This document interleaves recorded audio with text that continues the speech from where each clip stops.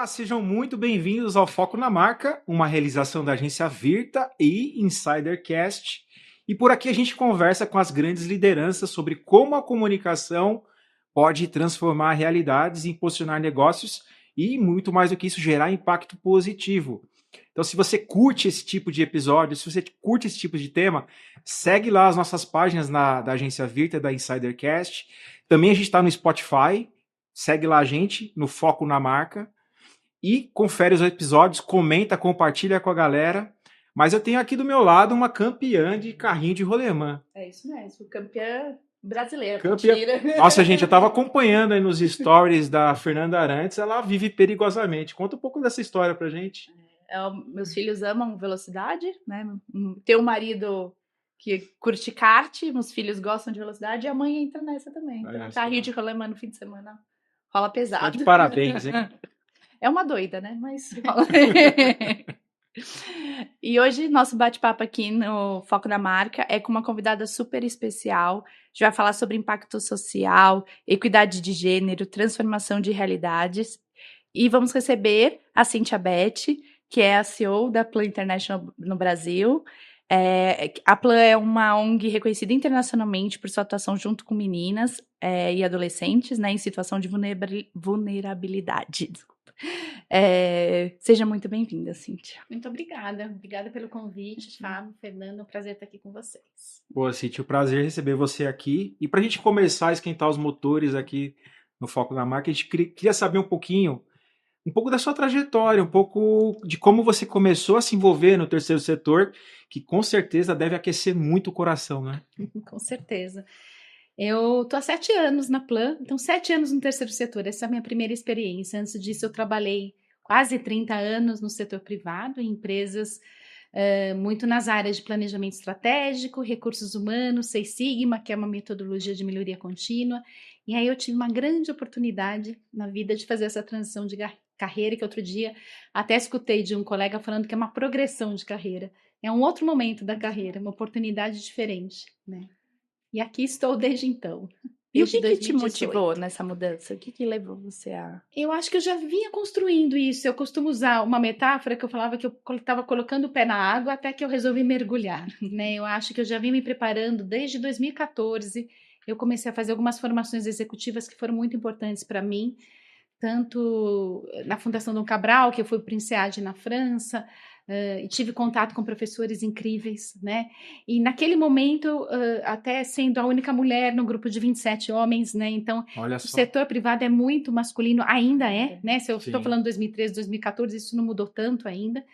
E comecei a ter contato com uma realidade diferente, alguns questionamentos que eu comecei a fazer até para mim mesma, né? Comecei a estudar muito sobre capitalismo consciente, fui para um congresso em Chicago, voltei de lá e falei, gente, tem um propósito, né? O que é trabalhar com propósito?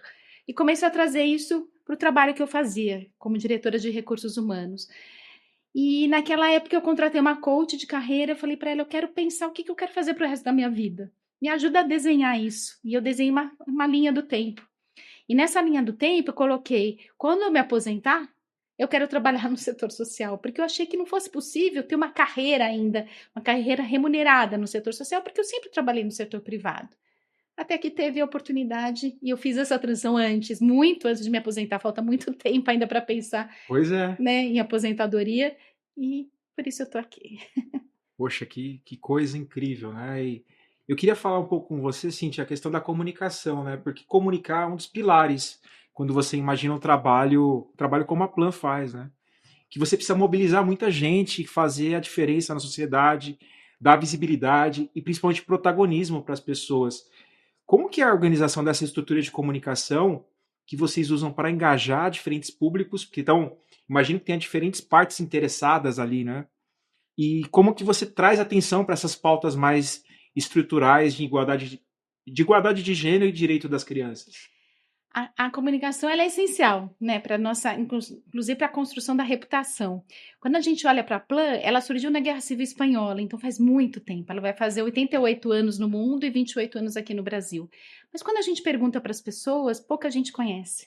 A gente acabou de fazer uma pesquisa e viu que somente 1% das pessoas conheciam a Plan, de mais de 1.000 pessoas entrevistadas.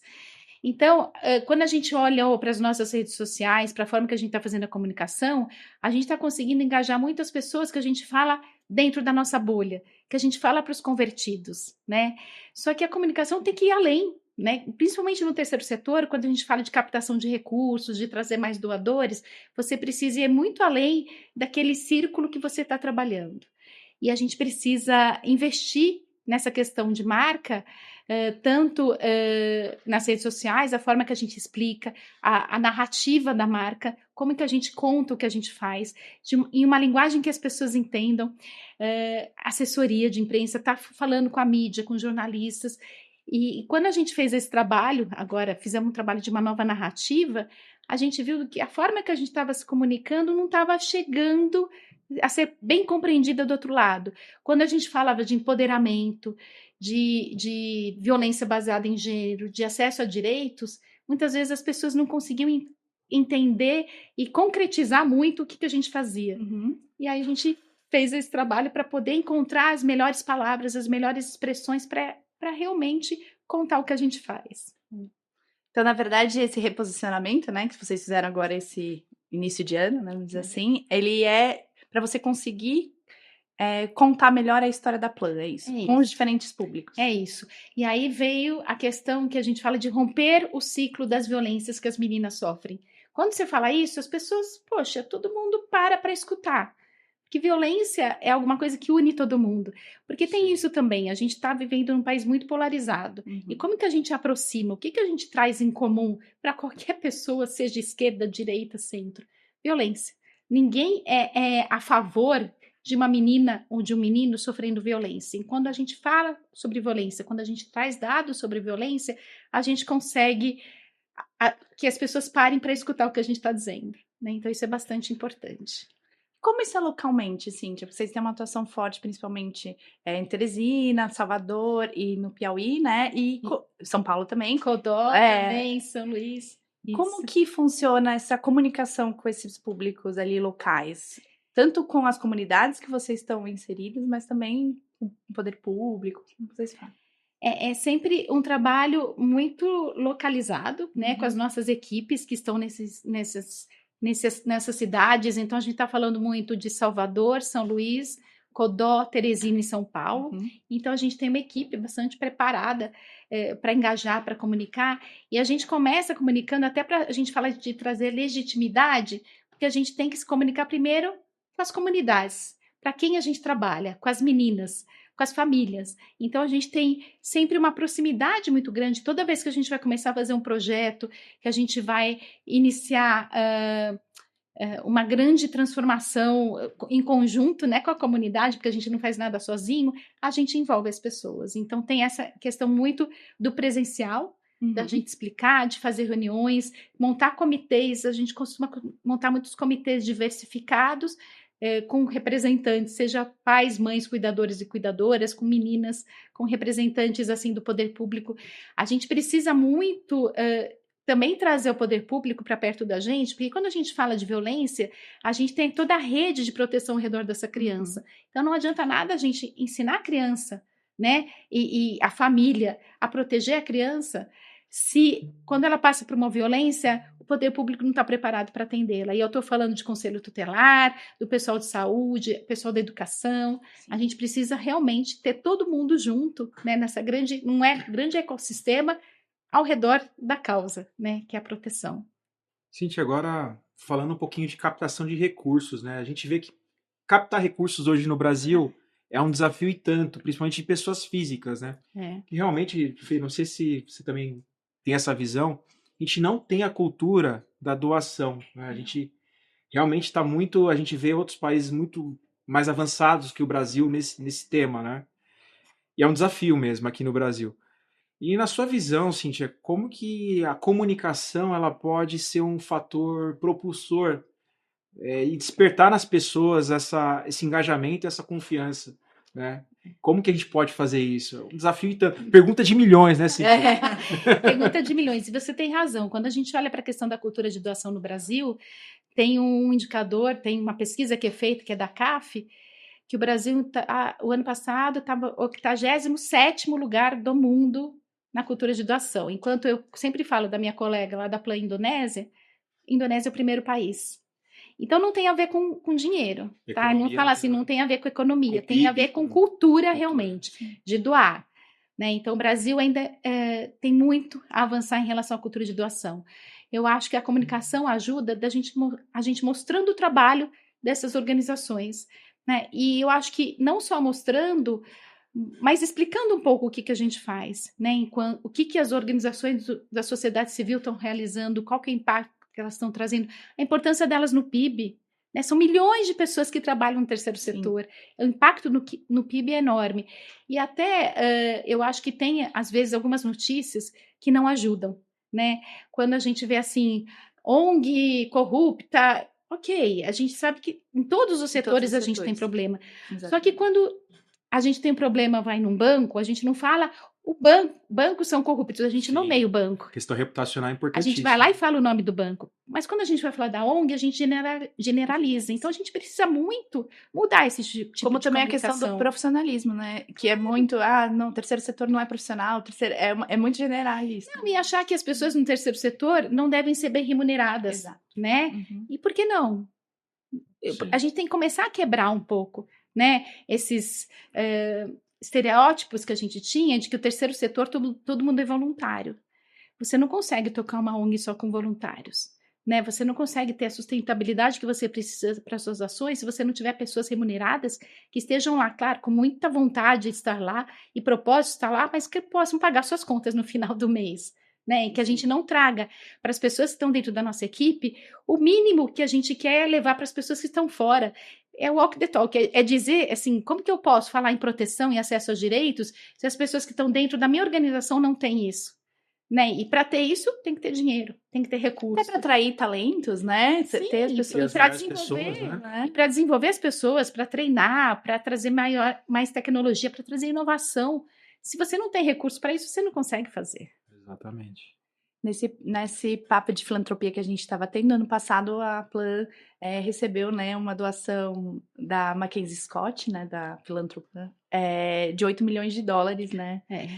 Como que você vê o papel da comunicação? E eu sei que a partir também dessa doação, vocês começaram a pensar também melhor na comunicação. Tiveram possibilidades, né, de pensar melhor na comunicação da Plan. Por quê? Porque a gente não tinha recurso antes, né, Fernanda? Isso que é incrível.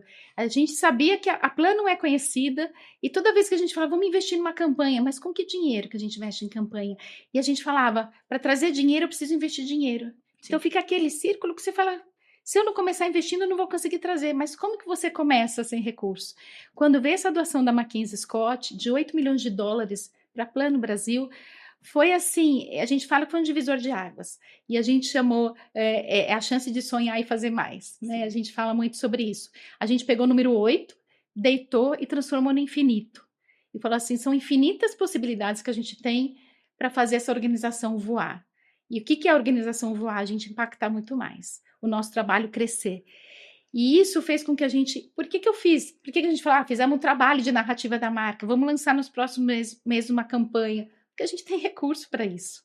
Então, a gente fez esse trabalho da narrativa e a partir desse trabalho da narrativa, a gente está fazendo toda a mudança também dos nossos programas e como que a gente está apresentando os programas. Então, é uma mudança...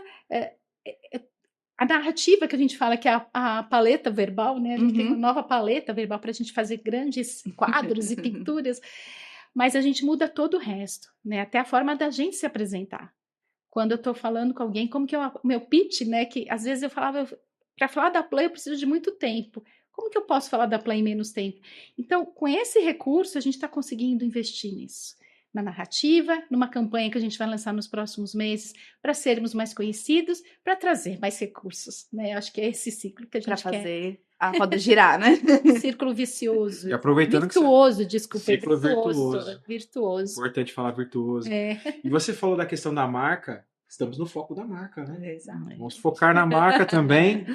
E a Plan, ela passou recentemente por um reposicionamento de marca, né? Que a gente acompanhou, muito legal.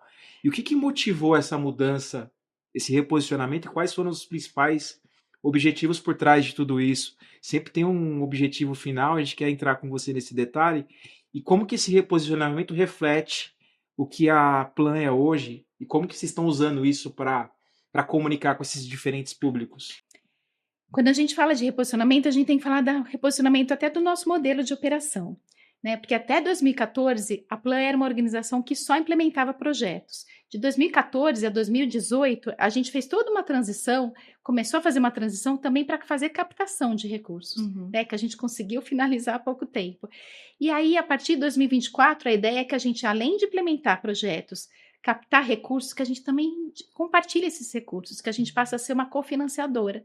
Então, isso posicionou a gente também. A gente lançou um primeiro edital para apoiar iniciativas em todo o Brasil de meninas, de coletivos e de organizações pequenas, ou seja, a gente captava recurso, agora a gente também patrocina iniciativas, e isso é uma grande mudança. É pensar, a gente fala muito da Plan, deixar de estar no centro, e quem está no centro é a causa, e a gente fica, né, nesse círculo, junto com outros atores, olhando para a nossa causa e como que a gente pode fortalecer essa causa.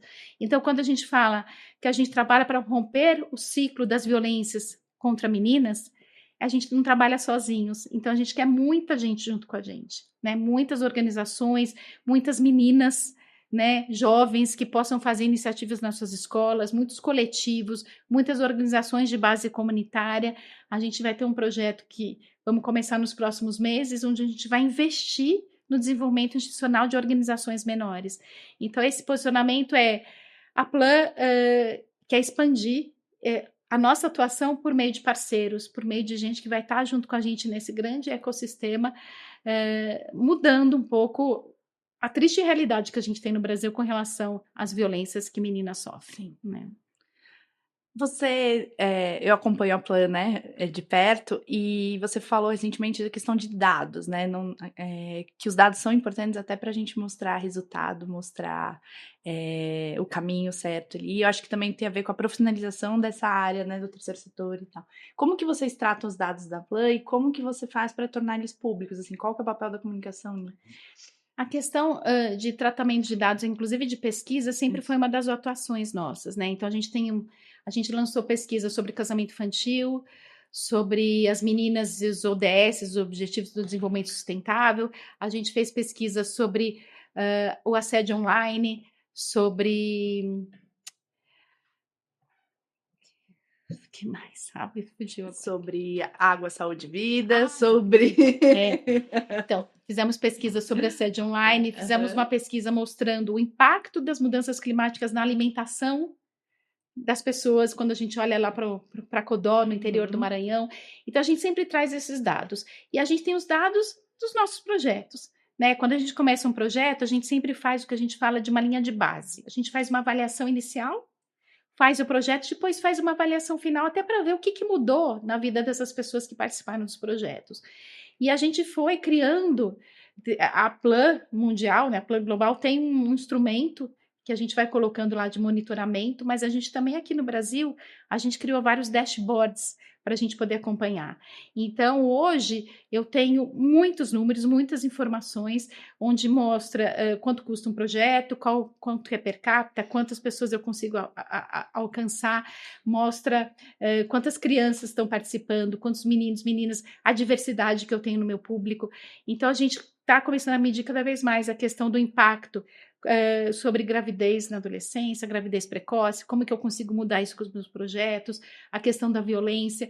A gente criou uma área só para tratar das questões de violência que as nossas crianças passam. Então, todo caso de violência que alguma criança que está envolvida com a Plan, seja participante de projetos, seja de família, a gente tem uma equipe que vai tratar desse caso, vai encaminhar ao conselho tutelar e a gente vai registrar o caso e acompanhar até que ele seja resolvido.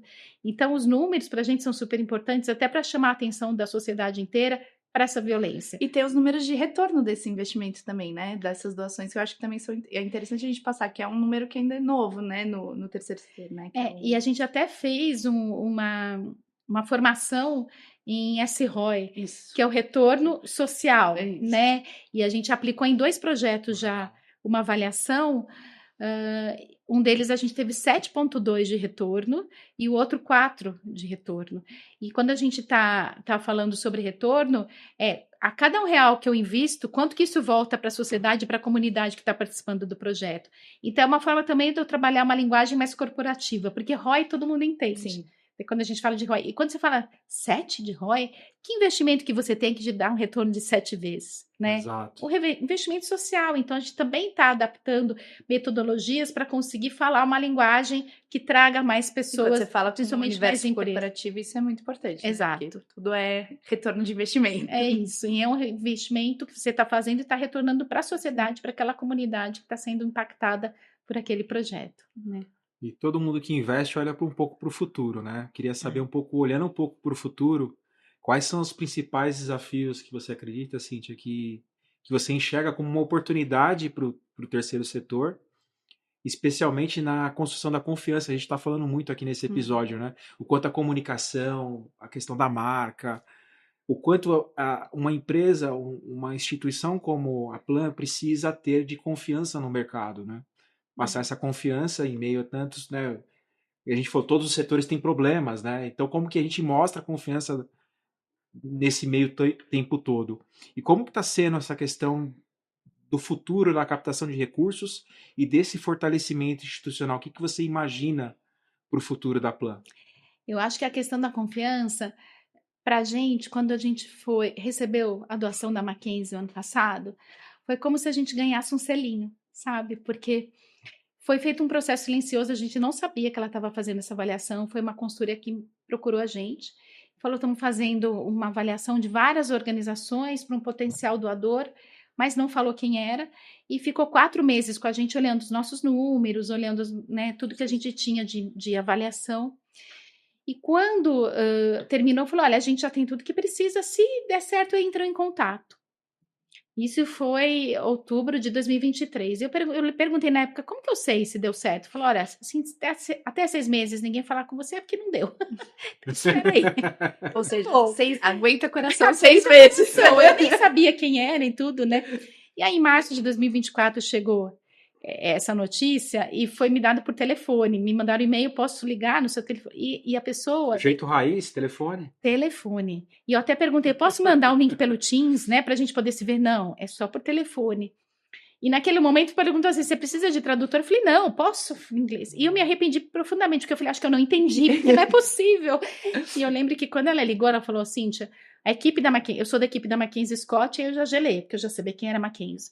E a gente tá querendo dizer que a gente tá dando essa doação para vocês, e a gente tem certeza que vocês vão usar da melhor forma. Então, a gente não vai dizer para vocês como vocês devem usar esse recurso se você não tem nenhuma prestação de contas para fazer. Caramba. E a gente está dando esse dinheiro por tudo que vocês fizeram até agora. Pela forma que vocês monitoram seus projetos, os resultados, pela forma que vocês fazem a gestão financeira. Então, isso deu um selinho, sabe?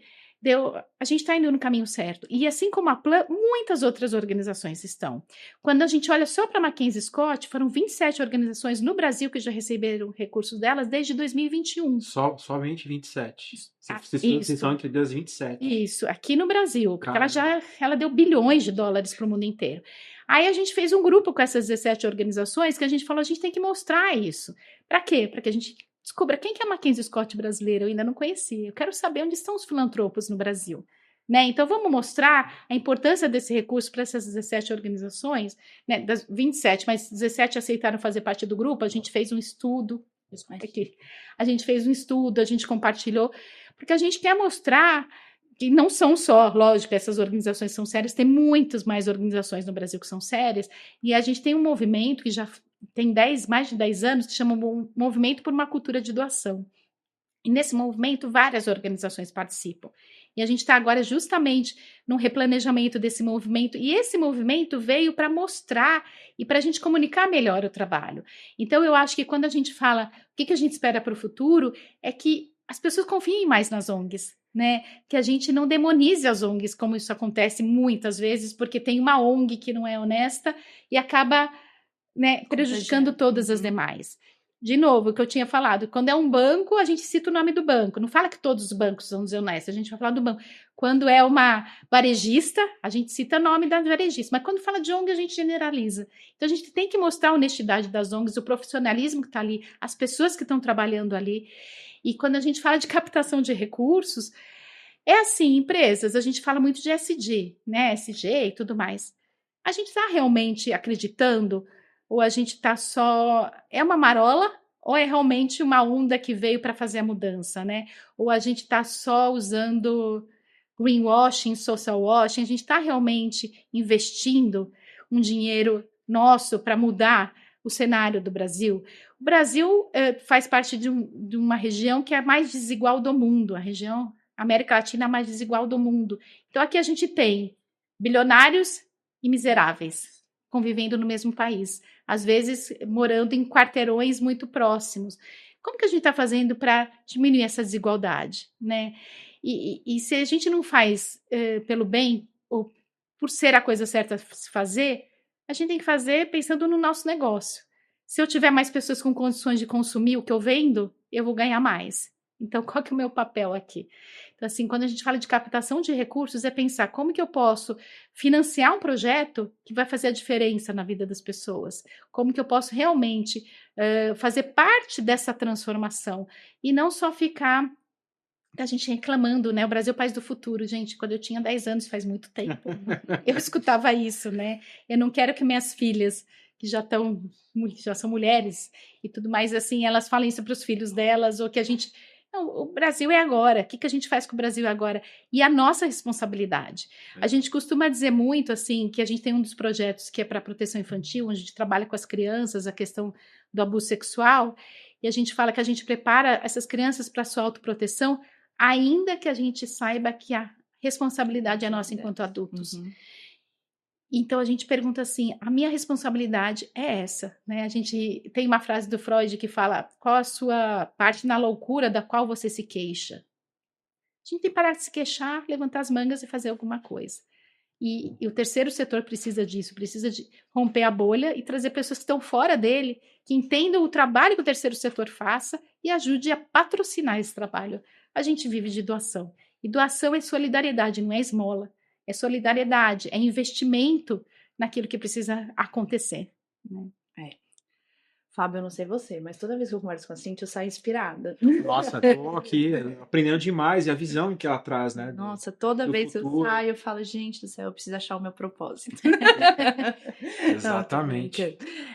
E Cintia, eu queria, agora a gente também fala muito de comunicação aqui no Foco da Marca, mas também a gente quer entender um pouco como vocês, como os líderes se inspiram, como que você se informa, você procura se inspirar e traçar seus projetos de que forma? Eu gosto de ler bastante, e quando fala de informar, eu leio o jornal online, né? Não mais assim. Não mais papel. Eu Folha de São Paulo, assino a Piauí, acho muito legal a revista Piauí, que é incrível, né? Quando chega toda vez. Tem as redes sociais e tudo, eu acho que a gente ainda tá. Eu tenho tentado, mas não muito, não ficar tanto nas redes sociais e tentar escolher ser mais. Fazer uma curadoria daquilo que me impacta, né? Nem sempre o algoritmo ajuda, Não, mas eu tenho tentado, né? Até por questão de saúde mental e mesmo em foco naquilo que a gente precisa. Mas eu acho que eu me inspiro muito nas pessoas com quem eu trabalho, nas visitas que eu faço na comunidade, conversando com um líder quilombola que está ali há 80 anos, lutando pelo direito à terra, e que traz para a gente uma força que faz com que a gente não tenha. Como reclamar, né? A gente não tenha motivo para reclamar, sabe? Quando você. E eles me inspiram. Eu falo sempre quando eu vou para o campo, né? Eu falo que eu me sinto recarregada as energias, sabe? Porque aí eu lembro por que a gente faz tudo isso. Porque o dia a dia é muito difícil quando a gente pensa em tocar uma organização, em captar recursos, em tantos nãos que a gente recebe, muitos nãos. E quando você vai para a ponta e você está ali com as crianças, com as meninas, com os líderes quilombolas, comunitários, a força dessas pessoas é o que traz a minha força, é o que faz me recompor, né? Acho que é um pouco. E falar em recompor, a gente sempre está pensando em contato com outras pessoas, outros profissionais, para a gente poder aprender e fazer o networking, né? Que é o que eu falo sempre, né? O networking existe dois tipos: o networking interessante e o interesseiro. E a gente sabe quando a gente está recebendo um networking interessante e quando a gente está recebendo um network interesseiro, né? Network que vai agregar um network interessante, né? O que vai a pessoa só quer tirar de você é o network interesseiro. Então vamos tomar cuidado aí com o network interesseiro.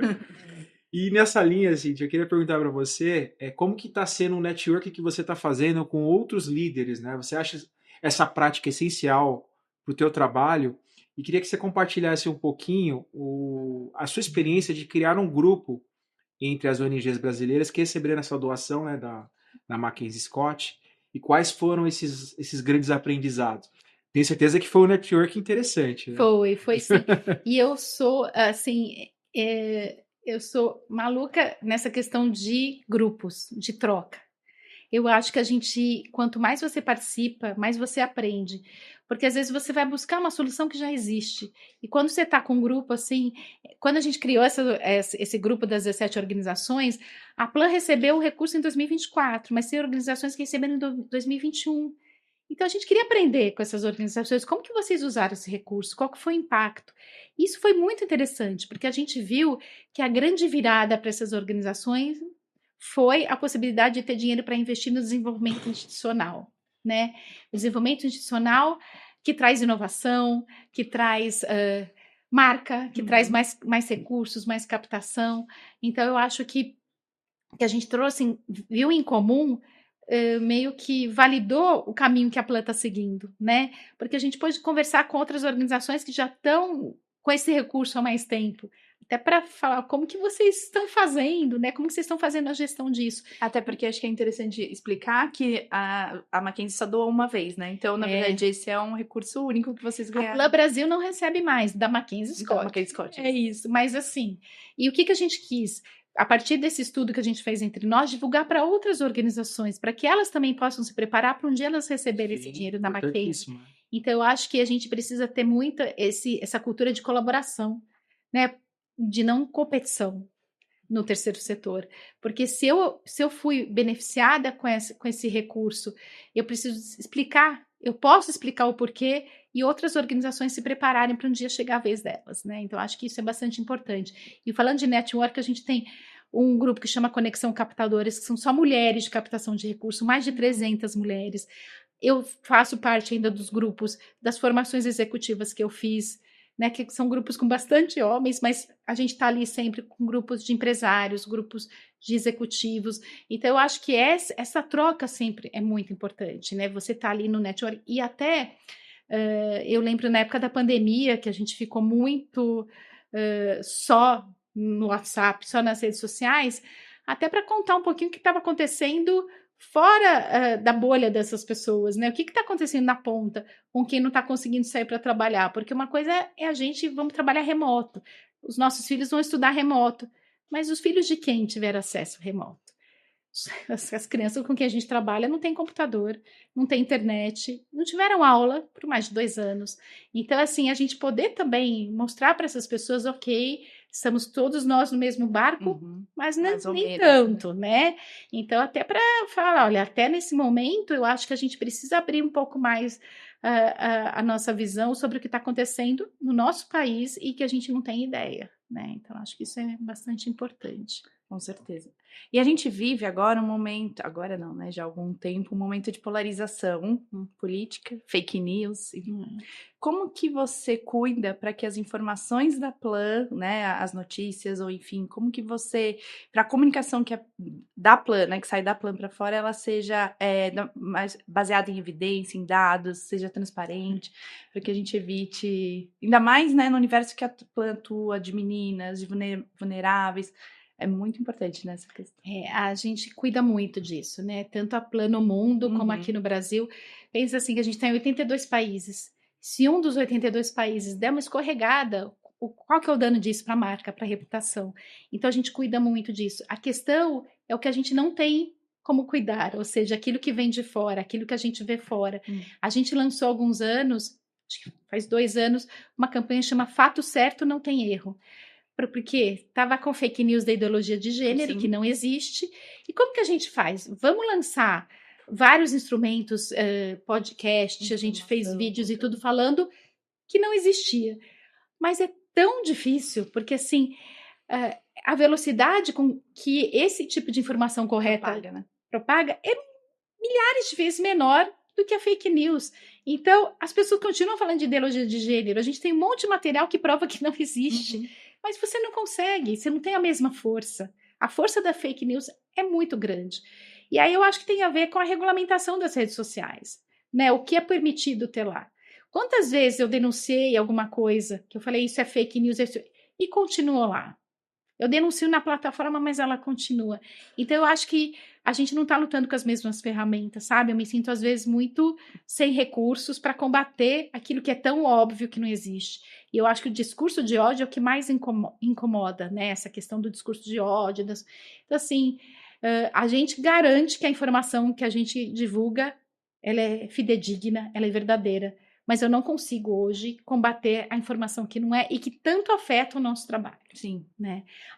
Uma das pesquisas que a gente fez foi durante a pandemia, que a gente mostrou o impacto das fake news na vida das meninas. E foi muito grande. E muitas das meninas que foram entrevistadas estavam com medo de tomar vacina por causa das fake news. Então, a gente provou que tinha esse impacto, mas o que mudou desde então? Mudou muito pouco. A gente continua vendo ali, é aquela sensação de enxugar gelo, né? Porque a gente toda hora tem que desmentir, isso não é verdade, isso não é verdade. Mas quem já leu que era verdade, não vai ler que não é. Então, assim, é isso, não vai alcançar as mesmas pessoas. Então, é isso, a gente se sente um pouco impotente com relação a essa questão. Na época, eu falei, não, agora toda vez que eu receber um WhatsApp, uma fake news, eu vou falar. Gente, isso é mentira, não, olha aqui, mandou... Aí chegou uma hora que aí já rebatem, não é bem assim, eu falei, gente, não tenho saúde mental para isso, prefiro... Eu saí de um grupo na pandemia, porque eu falei, não aguento mais, eu não sou a pessoa que tem que ficar falando que é fake news ou não.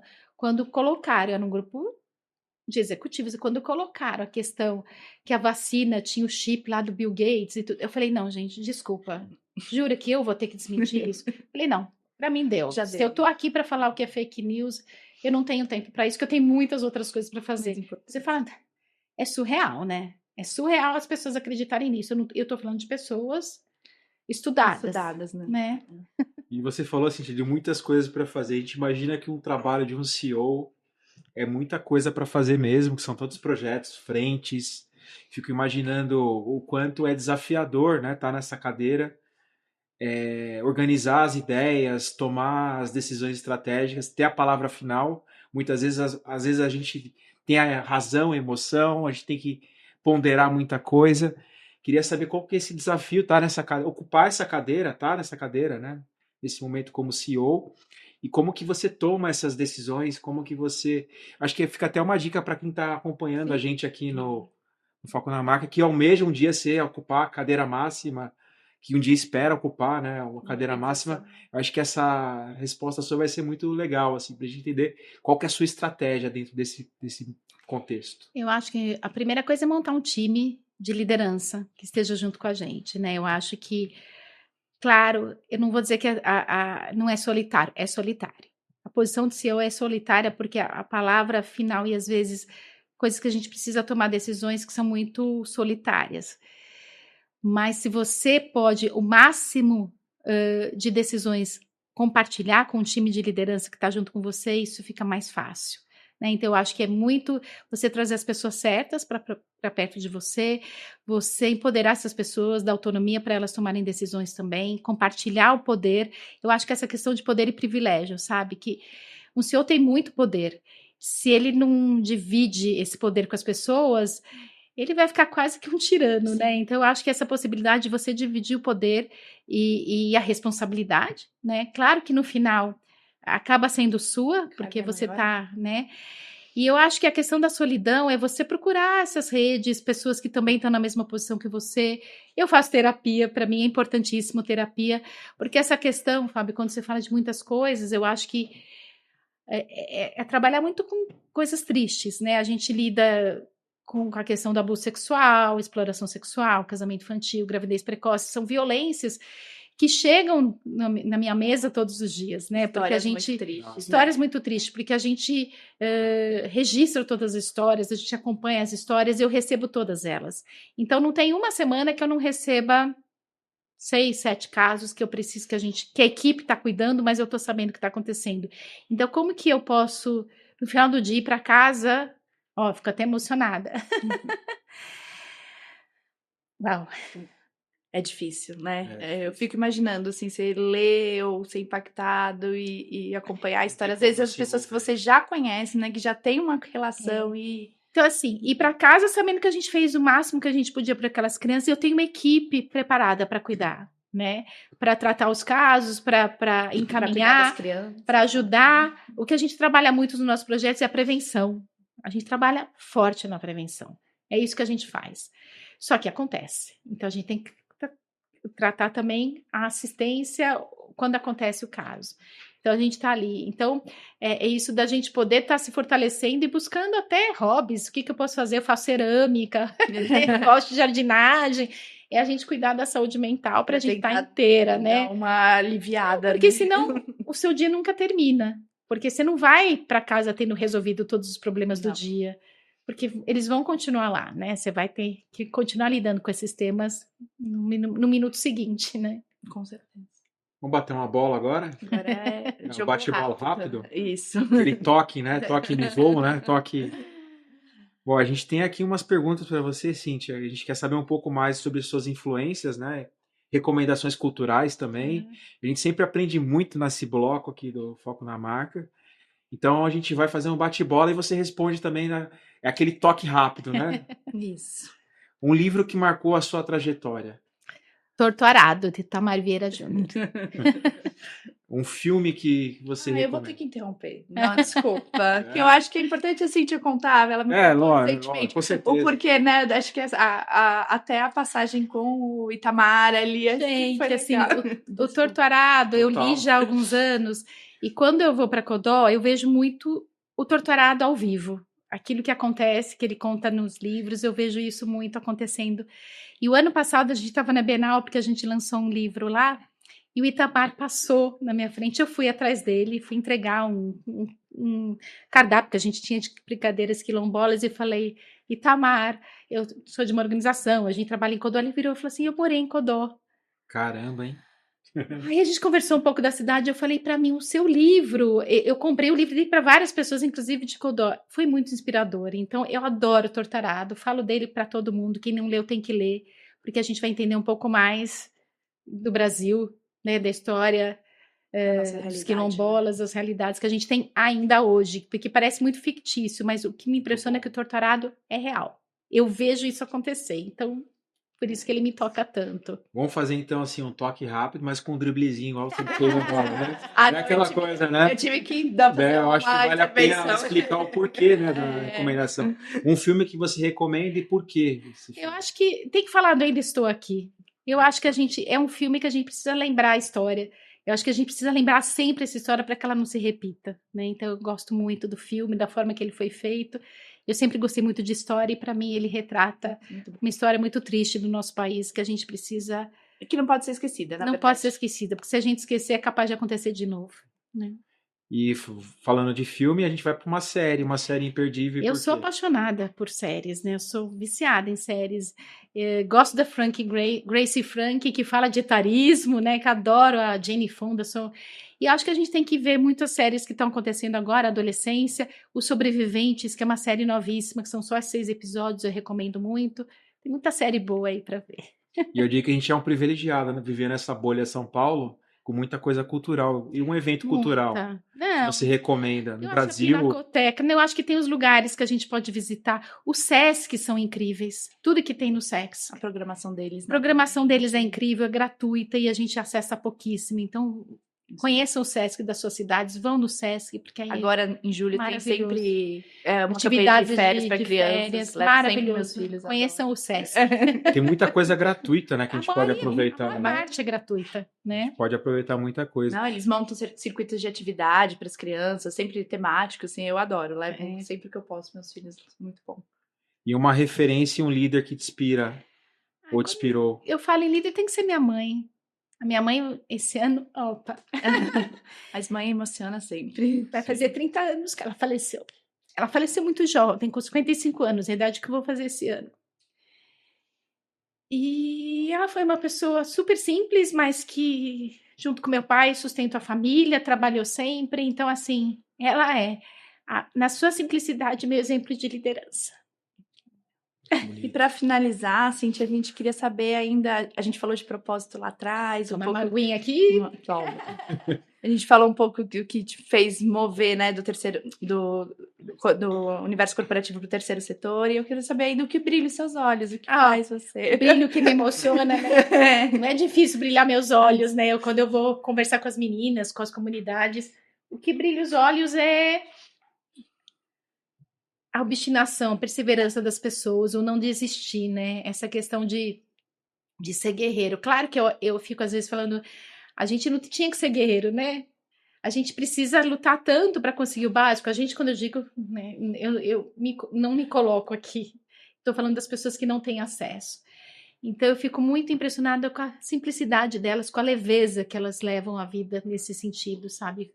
Tanto exemplo que elas têm para colocar para a gente. Então, elas brilham meus olhos o tempo todo e fazem nessas lágrimas escorrer muitas vezes, mas eu acho que é por aí.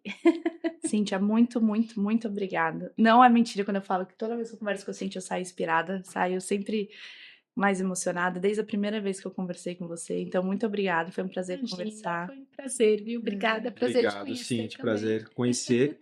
E eu também saio desse episódio uma pessoa um pouco melhor, viu? Eu aprendi muita coisa hoje aqui com a Cíntia, com você, Fê. Foi muito legal ter você aqui. Espero que você também tenha aprendido com a gente. Esse papo foi tão inspirador, tão emocionante. E se você quiser saber um pouco mais sobre o Foco na Marca, segue nas nossas redes sociais.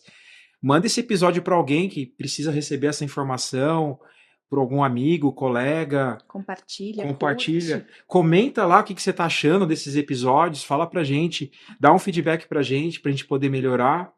E se você quiser levar esse foco na marca, com a tua marca, para a tua empresa, a gente consegue fazer isso. A gente está fazendo vários eventos corporativos.